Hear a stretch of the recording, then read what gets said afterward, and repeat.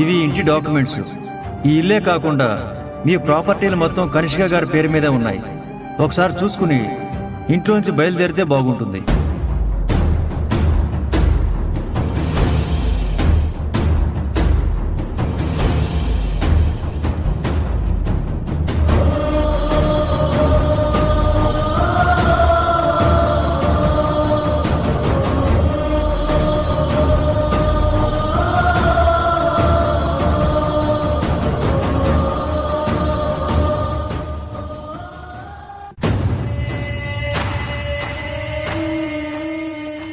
నాన్న,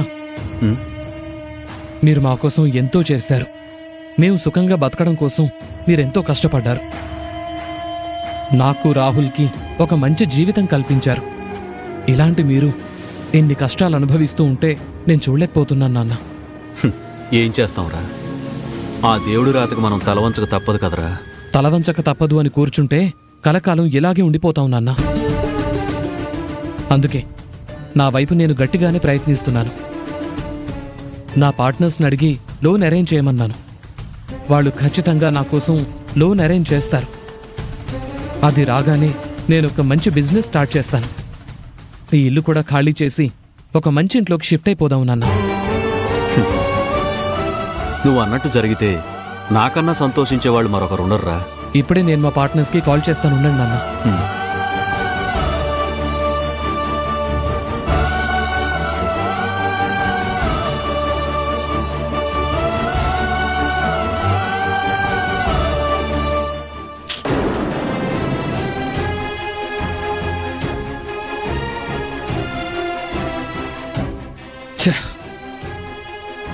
ఏమైందిరా? మా వాడు లిఫ్ట్ చేయటం లేదు నాన్న. డబ్బులున్నప్పుడే బెల్లం చుట్టూ ఈగల్లా అందరూ ఉంటారు. ఒక్కసారి డబ్బు చేతిలో నుంచి పోయిందా మన చుట్టూ ఈగల్లా ముసిరిన వాళ్లే మనల్ని పట్టించుకోకుండా పోతారు. నాన్న, ఇందాక బిజీగా ఉన్నట్టున్నారు. ఇదిగో మా వాడు ఫోన్ చేస్తున్నాడు.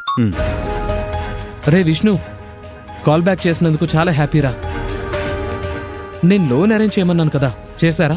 అంటే రాజీవ్, అదే రేయ్, మన పార్ట్నర్షిప్లో నేను పెట్టిన షేర్ నాకు తిరిగి ఇవ్వకపోయినా పర్వాలేదు, అది మీరే ఉంచుకోండి.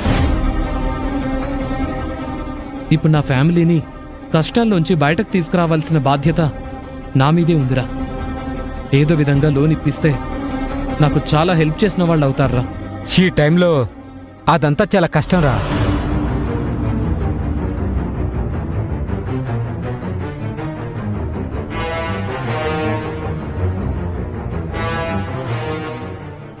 అదేంట్రా, సంజయ్ లోన్ ఇప్పిస్తానని చెప్పాడే. నువ్వు మాటి మాటికి అడుగుతూ ఉంటే మొహం అటు పడి సరే అన్నాడు. కానీ ఇప్పుడున్న పరిస్థితుల్లో నీకు లోన్ ఇవ్వడం చాలా కష్టం రా. ఎందుకంటే మన పార్ట్నర్షిప్లో నీ షేర్ చాలా తక్కువ. నువ్వు ఇన్వెస్ట్ చేసిన షేర్ వాల్యూ కూడా ప్రస్తుతం 0. భవిష్యత్తులో అది పెరగచ్చు. కానీ ఇప్పుడున్న పరిస్థితిలో నీకు మేము ఎలాంటి డబ్బు సాయం చేయలేము. ఏమీ అనుకోవద్దురా, ప్లీజ్.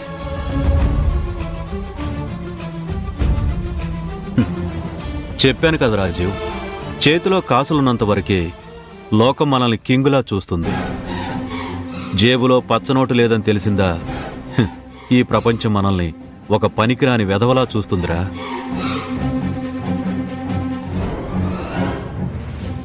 నానా, అనయ్య,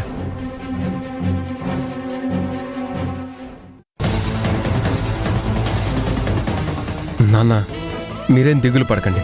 అతి త్వరలోనే అన్నీ సర్దుకుంటాయి. అనయ్య, నువ్వు తొందరపడద్దు.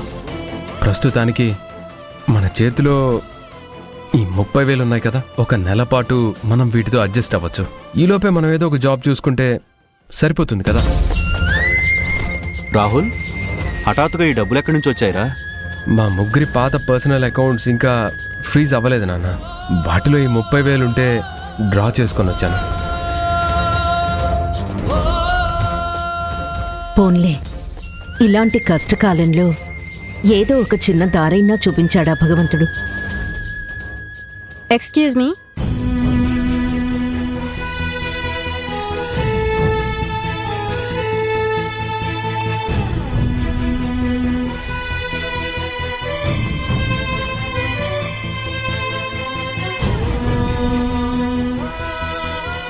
టీచర్.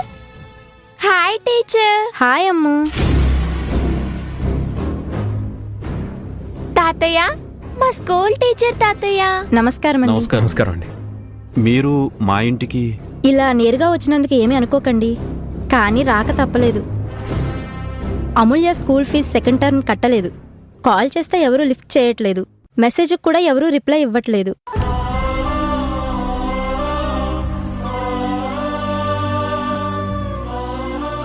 అందుకే నేరుగా రావాల్సి వచ్చింది. మీ పరిస్థితి నాకు అర్థమవుతుంది, కానీ స్కూల్కి కూడా కొన్ని టర్మ్స్ అండ్ కండిషన్స్ ఉంటాయి కదండి. మీరు ఫీజు కట్టకపోతే అమూల్యను మా స్కూల్లో నుంచి డిబార్ చేయాల్సి వస్తుందండి. కొంచెం అర్థం చేసుకోండి. మేడం, నెక్స్ట్ మంత్ ఖచ్చితంగా కట్టేస్తాం. అనయ్య నువ్వు ఆగనయ్య. మేడం ఇదిగోండి, ఈ 30,000 తీసుకోండి. ఆల్రెడీ రెడీ చేసి పెట్టేశారా? సరే, రేపటి నుంచి అమూల్యను స్కూల్కి పంపించేయండి. వస్తానండి.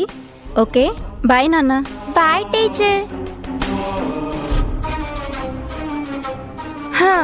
ఊబిలో కూరుకుపోతున్న కోటేశ్వరరావుకి మర్రి చెట్టు నీడ అందినట్టే అంది.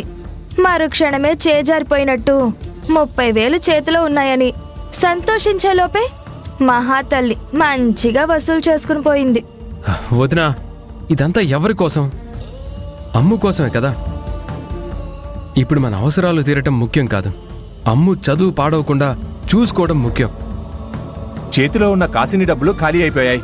ఇప్పుడేం చేద్దాం? ఏదో ఒక దారి దొరక్కపోదు బావా, ఆలోచిద్దాం.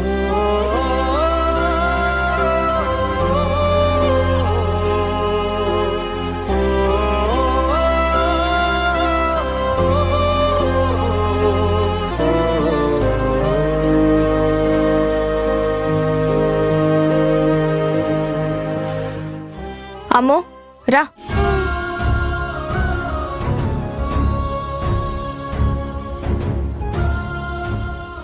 కుటుంబం కోసం వీళ్ళందరూ చాలా కష్టపడుతున్నారు. నా వంతుగా నేను కూడా ఏదో ఒకటి చెయ్యాలి.